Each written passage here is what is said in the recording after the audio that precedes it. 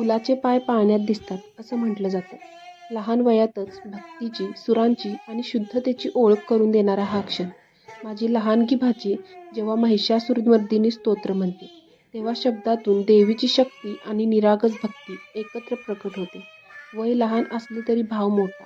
हीच खरी देवाची देणगी आहे.